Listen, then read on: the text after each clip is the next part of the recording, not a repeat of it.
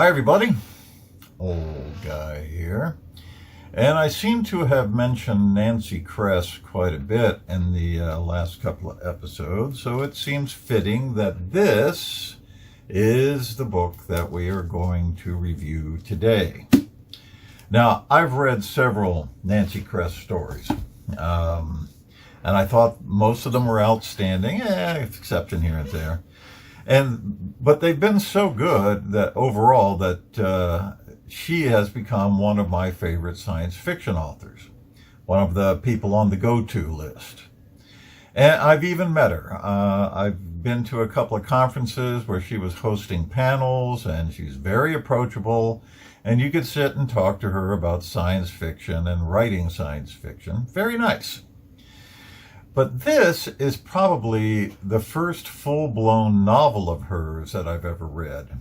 And as expected, it's good, not great, but you're not going to turn it into a frisbee.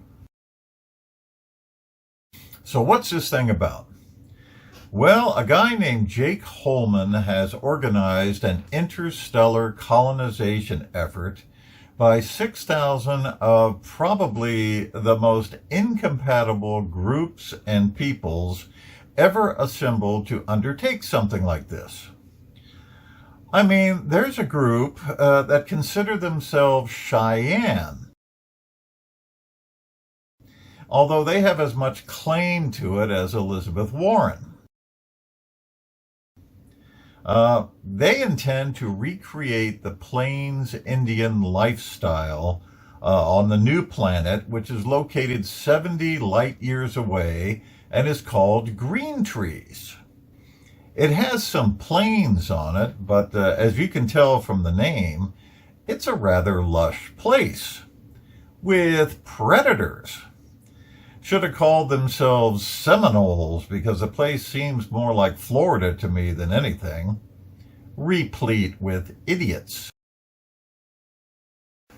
Like Jake, who is leaving Earth before somebody figures out that he is a heinous criminal. And Nan Shipley, the insanely irrational and irritating daughter of the colony's main doctor, who himself is a new Quaker, which doesn't look all that different from the old Quakers. Nan really hates her father, and I'm guessing because he didn't put up with all of her adolescent crap, which continues well into her adulthood and during the colonization effort. I mean, man, grow up, will you? There's not a lot of likable people here. The small contingent of soldiers are martinets. The Arab contingent is elegant, but you're not really sure what their motives are. And the Chinese, well, they're the Chinese. I have no doubt that Earth wished all of them Godspeed and good journey, and thank God they're gone. And given the god-awful conditions of Earth itself, that feeling was probably reciprocated.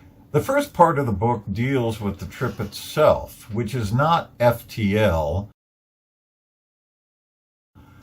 So there's 70 years that passes on Earth to the 6 or 7 years that passes on board the ship. Time dilation. Most of the colonists are in deep sleep, except for a select group, including Jake and his business partner, Gail. And I think an entire book could have been written just on the attempts of those who remained awake to not murder each other. They have almost instantaneous contact with Earth through something called a QI, which is a quantum entangled communication device. Don't ask me what that is. Take Kress's word for it.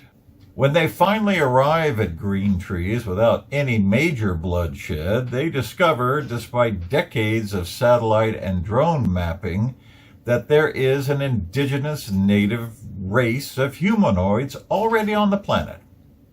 Well, didn't expect that. Called the Furs because of their animal-like appearance, although they are upright. The first village of them are so indifferent to the humans that they barely register their presence. The next village of furs, however, is a tad bit aggressive, getting into a war with the Cheyenne, which has a certain irony to it. So why the inconsistency? And why isn't there a fossil record of the furs?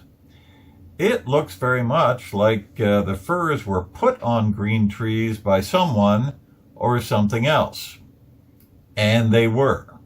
The vines. That's what they're dubbed when they first show up. A tree-looking alien species that is not based on DNA. And they are truly alien. I have to hand it to Cress. These are some weird ones, but with, of course, such advanced technology that we look like the primitive furs to them. Which turns out the furs aren't all that primitive. And we just landed in the middle of something that not only threatens the colony, but Earth itself. Now, there's a few things with the book that will give you pause. People react rather oddly to things, at least not in ways that you'd think a bunch of people reliant on each other to survive should. Some of it seems forced, as if Cress is trying to create a plot point that's really not in evidence. But overall, a good read with some very cool aliens and a damned if you do dilemma. It concludes a bit open-ended, so this has series written all over it, and I understand there is a sequel to this called Crucible. Which means anything not quite wrapped up in this book should be wrapped up later on. I mean, should be. Always nice to have a well-written series for later perusal, isn't it? Old guy here. See you later.